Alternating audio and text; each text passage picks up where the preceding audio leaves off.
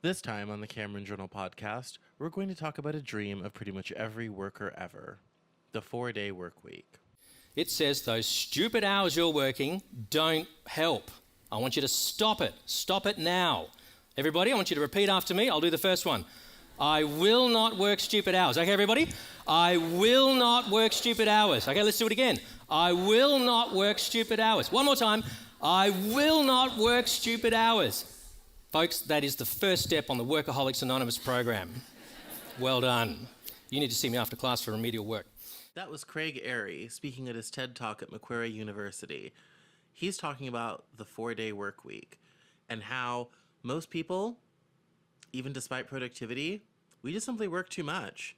We work far too many hours, and it's a problem, and we need to do something about it. The Industrial Revolution has left a legacy. Production lines. They've just been cleverly disguised as business processes. Computers, they're digital looms. The punch card, well, that's us. So much of our work is boring, repetitive, and monotonous. No wonder we are being automated. So what do we do about this? What's the answer? We need to change the lens through which we look at work. Instead of a lens of productivity and profit, we need to use a lens of time and people. So you might be asking, what does that mean? It's this. I want you to go to work on Monday and say to your boss, can I have a 4-day week at full pay, thanks? Now, if you've avoided being fired, you might have two choices. On one hand, you can work out how to do 20% more on your 4 days, or on the other hand, you can work out how to do 20% less of the crap they make you do every day. Which choice will you make? How many times have people gotten up on Friday and just not wanted to move out of bed? How many people who work weekends would rather not work on split days off or being stuck with 5-day work days scattered throughout the week? Americans have had the 5-day, 8-hour workday for about 80 years now. For many economists of the 1930s, they would be shocked that we're still slaving away for 40 hours a week. For them, they figured that the 8-hour workday was the beginning of a decline in the number of working days for workers. John Maynard Keynes predicted that one day we would only work 3 or 4 days a week because of the constant increase in productivity from workers. The idea was simple. In the future, we just wouldn't need to work that long. We'd be able to get all our work done in 4 working days. Sweden recently reduced working hours to 35 hours a week, and productive and worker happiness has increased. A company in New Zealand was so happy that with their productivity, they switched to a 4-day work week permanently. There are some futurologists that predicted we'd only be working 15 hours a week by now. The gains from machines in the 1930s were so much that they predicted that as long as productivity increased, which it has, working hours would by necessity decrease as well. And by that time, they already had. Working on a Saturday was common in the early 20th century, but after World War II, the 5-day work week began to become more and more common. So what happened to that? Why aren't we all working only 4 days a week? That's complicated, but first, let's talk about some history. But seriously, what would it take? Well, this happened once before. Back in 1940. That's when America first legislated the 5-day week. And that was only 15 years after Henry Ford converted his factories from 6 days to 5. And he didn't even have Twitter. Industrialization radically changes the way humans do work. In the centuries before industry, most people worked in trades or as farmers. Most people worked at or near their home, and many engaged in cottage industry where people, primarily women, might sew, weave, take in laundry, or do other tasks for a larger business. Industry changed all that. Work moved out of the home and into central workplaces like factories and large shops. However, there was little regulation on how long the workday should be or how workers were paid. It was a completely free market. A 12, 14, or even 16-hour workday could be demanded. If workers refused, they were simply fired. Pay for most jobs was low, and if there was overproduction and the factory had to close, workers were simply laid off until the factory owner was hiring again. As the 19th century progressed, workers began to demand changes. Unions became legal in the United States in the 1842 influential Commonwealth versus Hunt case. After that, unionization and labor organization took off, especially after the Civil War. Keep in mind, factories in the 19th century did not take the modern 12 federal holidays or even Christmas. That's why in Charles Dickens' A Christmas Carol, Bob Cratchit had to ask for Christmas off as a special permission. This was especially true for Protestants who didn't really celebrate Christmas until the late 19th century. Imagine working 10, 12, 14 hours a day, 6 days a week, all year long, no holidays, no vacations, and little break. That was the reality of the worker in the 19th century, until unions began to change all of that. One of the first labor organizations was the Federation of Organized Trades and Labor Unions. It was a good deal less than a strongly effective organization. In its third year, it collected just $508 in dues, and its 1884 convention brought together merely 18 delegates. Yet its fingers were clearly on the pulse of America's working class. It passed a resolution decreeing that, quote, 8 hours shall constitute a legal day's labor from and after May 1st, 1986. Fortunately, they achieved their goal 50 years early when the 8-hour workday became common in the 1930s. Mining strikes dominated the news in the 1880s. Many of these became violent, like the Colorado Cripple Creek miners' strike. However, there were far more strikes by the building trades. There were 37,000 strikes in those trades in the 1890s. By the 20th century, a major coal strike from 1900 to 1902 nearly brought the United States to its knees. A Pullman Palace car factory strike caused 125,000 people to quit work rather than work on Pullman train cars. The strike ended in 4 days with 13 deaths and more wounded when the U.S. Marshals and the U.S. Army broke up the strike. The American Railway Union disintegrated as a result. Many more unions would come and go over the intervening period. The AFL-CIO, which is an amalgamation of dozens of unions, is now the country's largest union. However, only about 3% of workers are in a union compared to the recent past when unionship hit a high in 1960 with 51% of the workforce as part of a union. In the American tradition, when it came to working hours, working days, paid leave, all these things, unionization and organized labor was the primary force and thrust in changing standards. Capitalism, and indeed factory owners left to their own devices, would create whatever schedule they felt was necessary to achieve their own goals and their own desire to build wealth. Indeed, in many other parts of the world where most manufacturing takes place now, the standards of the 19th century that unions fought against in this country are alive and well. When you look at factories in China, Vietnam, and elsewhere, the same oppressive, long working days, long working hours, and little breaks and holidays are sadly commonplace. In America, all of this came to a head, especially around safety, in a very important moment: the Triangle Shirtwaist Factory fire. The fire at the Triangle Shirtwaist Factory was a turning point not only for fire safety in America, but in worker treatment. When the factory went up in flames in 1911, 146 people, mostly women, died. This was another area where unions and reforms were crucial, and basic safety was not a consideration for factory owners. However, thanks to worker organizations, that began to change. Public outrage helped as well. The fire is still one of the deadliest industrial accidents in U.S. history. The fire brought the treatment of workers into sharp focus for both the government and labor unions. The fire brought on big changes for labor unions, and those changes paid off in less working time, greater safety, and a standardization of fire code practices in industrial workplaces. Working on Saturday at regular employment was common until after World War II. Although the practice of 40 hours a week, 8 hours a day, 5 days a week has started to become common in the 1930s, the war necessitated the extra production as all factories worked 24 hours a day, 6 days a week for the duration of the war in 3 shifts. By the 1950s, though, the weekend, the 2-day weekend we now know, was common. When the idea of working only 5 days a week started to become popular in the 1920s, there were several groups who thought it was a good idea. Jewish people wanted to be off to celebrate their Sabbath and go to synagogue on Saturday. Progressives wanted to improve the lives of workers and help them enjoy something that was becoming more common: leisure. Until the 20th century, only the wealthy enjoyed leisure. For most people, the only day they weren't working was Sunday, which was reserved for church. There was no work-life balance for 19th century workers. This was partly made possible by the fact that women did not work outside the home and instead were tasked with unpaid domestic labor.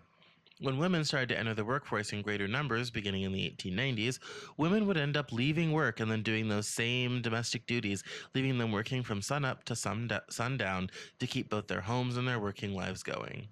This came into sharp focus when women really went into the labor force in the 1970s. Before then, women occupied only about 20% of the labor force. Once women left their homes, and often bad marriages, that quickly rose. Now, women slightly outpace men in the workforce. Work days and working hours have actually gone up. Although reducing unions and union membership was supposed to create a wonderful market of free competition and rising wages, the reverse has been true. Wages have not grown since 1977, and for some workers have gone down. The average American work week is now at 47 hours. Americans work more than the 37.5 hours on average in Europe.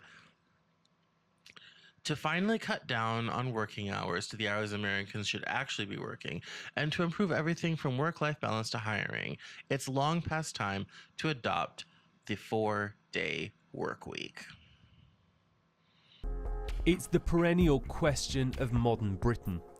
How do we achieve a work-life balance? The conversation about the 4-day work week is slowly starting to make a comeback. Some of this started during the recession. School districts started experimenting with 4-day school weeks as a way to save money during the recession. They saved money on fuel for school buses and facilities costs like electricity. Some districts have stuck with the plan as a cost savings as a way to balance the budget. The state of Utah tried it for 3 years after the recession to save money until the state legislature reversed the trend in 2011 despite the governor's veto. The 4-day work week has the potential to make us happier and healthier. People can use that extra day to run personal errands, see friends and family, and even have a day to actually relax before returning to work. How many people do you know struggle to get everything done on nights after work and on the 2 weekend days? Or if they might work in retail or food or another industry where split days off are common, trying to schedule seeing friends, family, errands, and solve other problems, oftentimes on differing days where work interrupts the flow of a week, can be incredibly difficult. Going down to a 4-day work week, even if we continued the trend of split days off, would still be helpful. Rather than having, in 7 days, having to work 5 and only have 2 off, you'd only work 4, and instead have 3 off. So for example, you might work on Thursday, Friday, Saturday, and Sunday, and then be off for Monday, Tuesday, and Wednesday. Or the reverse could also be true. You might work on Monday, Tuesday, Wednesday, and Thursday, and be off on Friday, Saturday, and Sunday. Or for those that hate Mondays, you could work Tuesday, Wednesday, Thursday, Friday, and be off Saturday, Sunday, and Monday. The potential of the ability to make a different schedule with 3 days of the week off is practically endless. This also has the potential to make us happier and healthier. A bank in New Zealand found that work-life balance improved and productivity shot up 20% after instituting the 4-day work week. The idea is getting international attention. Adam Grant and Rutger Berman argued again for the 4-day work week at Davos in 2019. Some companies have started trying out a shorter work week. Countries like Sweden and Denmark have also tried shorter working days and reducing the number of hours worked from 40 to 35.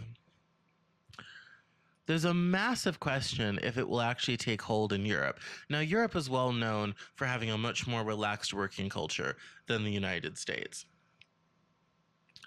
Europe boasts mandatory vacation for 3 to 4 weeks, many holidays. France takes off almost the entire month of August. So does most of Great Britain. There's a completely different culture with how work is done. Contrast with America, where we have no mandatory requirements on vacation. Most people are given 2 weeks that must be earned based upon hours worked, and we have this mythos around work that's very dangerous, that states that you're a good person if you work hard. We look at long hours as a point of pride, as something that denotes you as a good person who's not lazy, who's contributing to society and making things happen. Europe has a very different idea.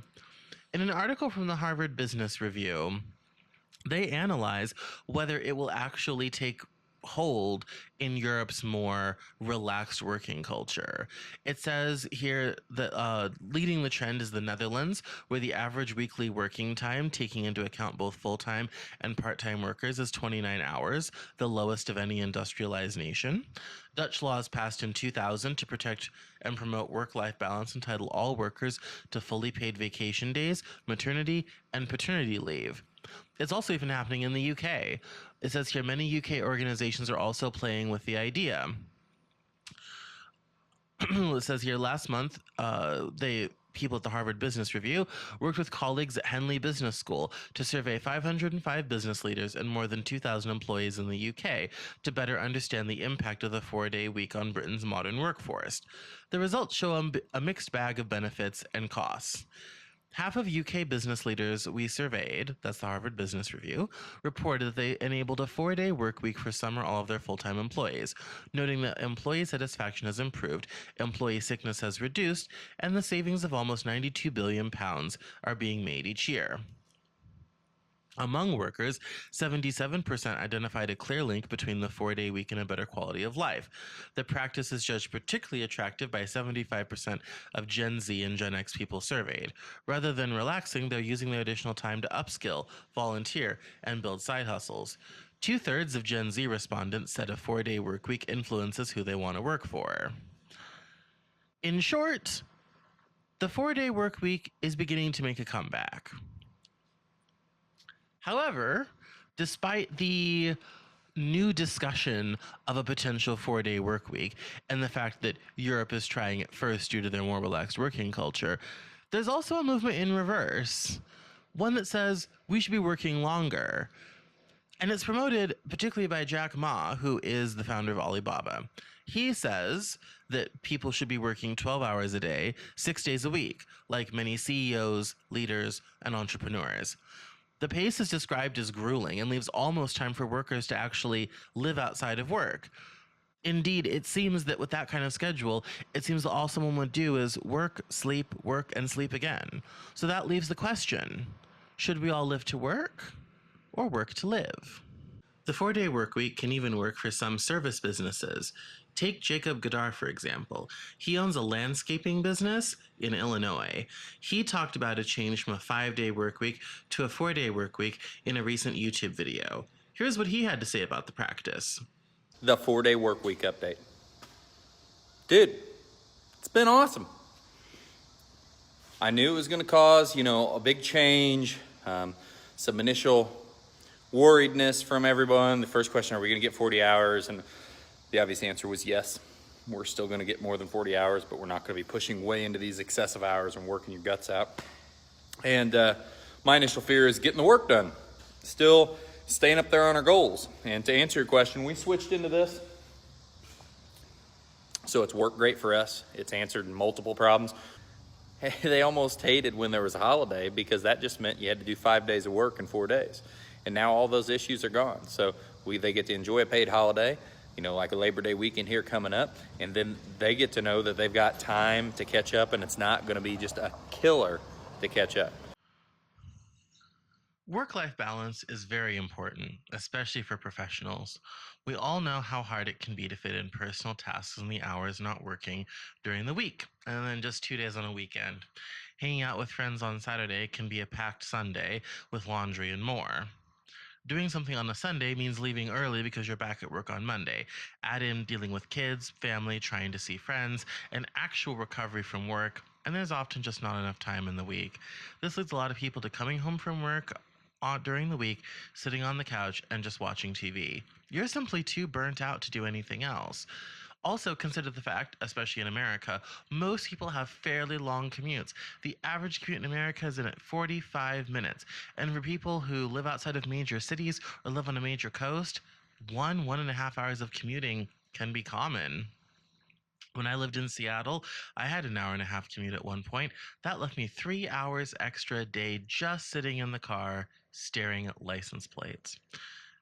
Add in 8 hours of working plus 3 hours of commuting, people are doing a work related activity for 11 hours a day. Suppose they sleep for 7 or 8 hours. That means that between sleep, work, and commuting, most of their day is gone. Try fitting in eating well, food prep, going to the grocery store, trying to do non working things. For most people, it's just too much work. Having a good work life balance is extremely hard to achieve given the time constraints most people live under. Then there's just time away from the job. In America, unlike most of the rest of the developed world, we don't have mandatory vacation time or a minimum number of days. Far from, in fact, we have no mandatory vacation time. We have no minimum number of days. Other developed nations get anywhere from 3 to 6 weeks with generous time off for paternity and maternity leave. This is another area that Americans can improve on. And it would be a big leap forward. But an even bigger leap forward, besides having actual vacation time, having actual holidays that everyone, even low wage workers, get to participate in, would be the 4 day work week. That extra day off could be huge. And Friday doesn't have to be the only day that's eliminated.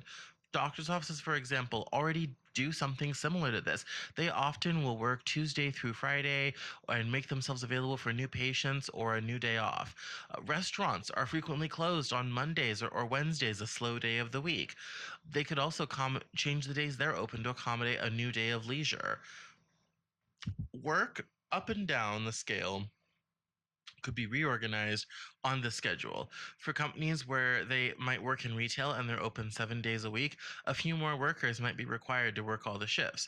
This could lead to great employment for entry level and other types of workers. Even auto shops could trade their Saturday working hours for Friday and instead be closed or hire additional mechanics to cover all the days required.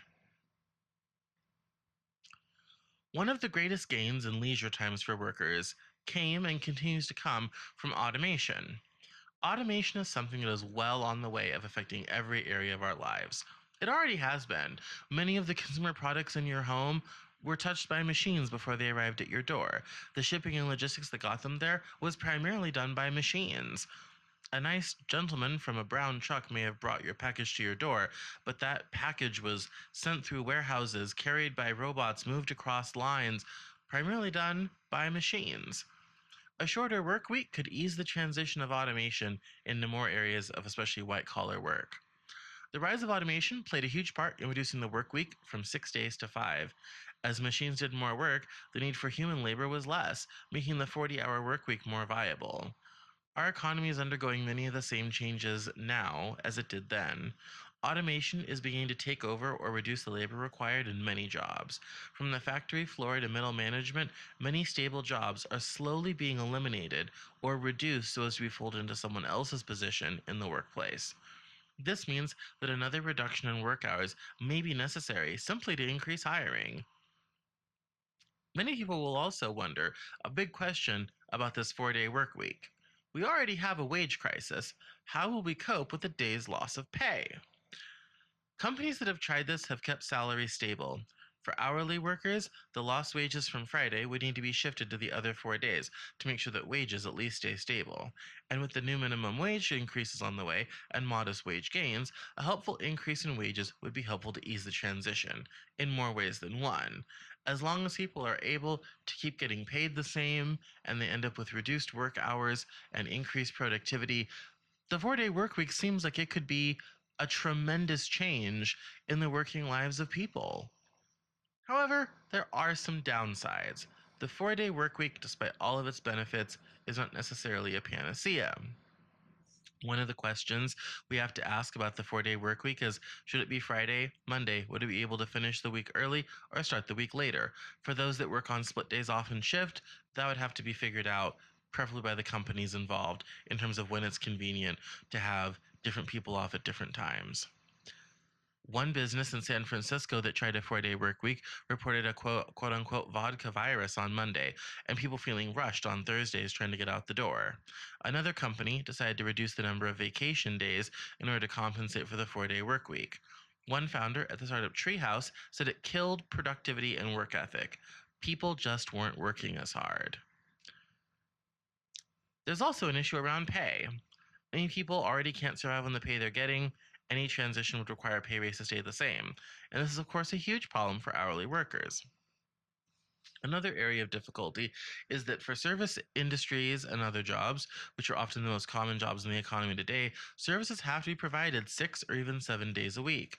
For business, this would mean hiring someone for the other 3 days of the week. This would be an increased expense for businesses, but would also lead to potentially more hiring in those areas.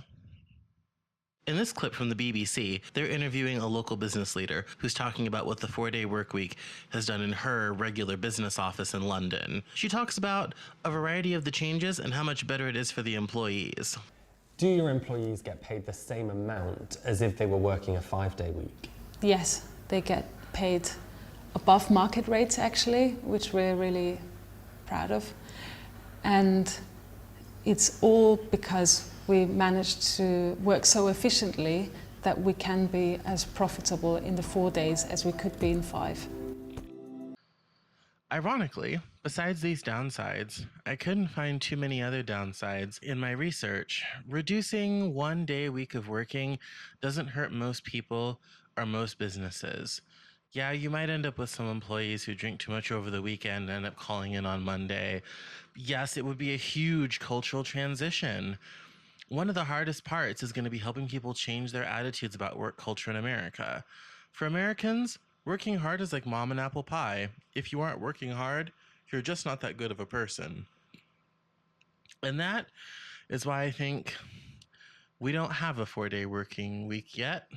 I think that's why, despite so many economists of the 1930s looking at the rise of productivity and the rise of unionization and understanding that in the future days would get even fewer, we just aren't comfortable with laziness or people not working as hard as we think they should. And it bleeds into every area of life. Think of the way people who receive welfare benefits are demonized in society. Think about how single mothers who choose to stay home with their children and rely on benefits or only work part-time, or even women that just stay home with their kids and are married. Anyone who's not working hard gets vilified. Think of the common tropes about millennials and Gen Z, going to college for a meaningless degree and then not wanting to get a quote-unquote real job. Even despite the fact many of those people are the people that serve the coffee, work in the fast food line, and do other important tasks, work in grocery stores. They're still vilified as lazy because they're not working hard enough. Oftentimes, the solution to low wages and a lack of economic mobility is the you should work harder or get a better job, presuming the labor market is perfectly elastic. One of the reasons we don't have the 4-day work week in this country is not merely the cultural changes that it would have to change, or the fact we would have to hire slightly more people, or the startup who claimed they had a vodka virus problem. It has to do with labor and the labor movement in this country. And remember, we started out by talking about the labor movement and how we got the 5-day work week. In the early days of reducing down to 8 hours a day and 5 days a week, business leaders complained that productivity would evaporate. Businesses would fail and people would be out of work. Sound familiar? None of that happened. All the advocacy for 40 hours a week came from the labor movement. In the 19th century, working long hours in unsafe factories was uncommon. Think of that Triangle Shirtwaist Factory. Just a few decades later, safety was far better and working hours had decreased, thanks primarily to gains by the labor movement. The days of 12-hour working days and no holidays was gone in favor of some holidays and weekends and paid vacations. All of this leisure time had huge economic benefit. Henry Ford helped pioneer the 40-hour work week for one simple reason. He wanted to give his workers time and money to buy and drive his own cars. The more cars they bought, the better for his bottom line. In the UK, we have a bit of a puzzle when it comes to our productivity. Workers in Germany, for example, could actually stop working on a Thursday and yet still produce more than we do. So therefore, greater and longer working hours doesn't necessarily mean that we're more productive, especially when it negatively impacts our health and our ability to do our job. Do initiatives like the 4-day week or the 6-hour day impact on our economy? Cutting our working hours isn't going to be a simple solution because it's about looking at the employee well-being as a whole. So how are we looking after our employees? Are we also offering lifestyle benefits? Are we harnessing modern technology to be able to offer greater flexibility as well as making sure that people still deliver? Because that's what's going to drive corporate profits and therefore economic growth more broadly.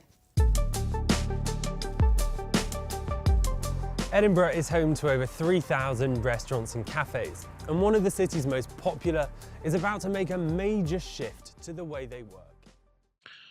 If workers want to work 4 days a week, then it's up to the workers who are going to have to rise up and ask for these changes.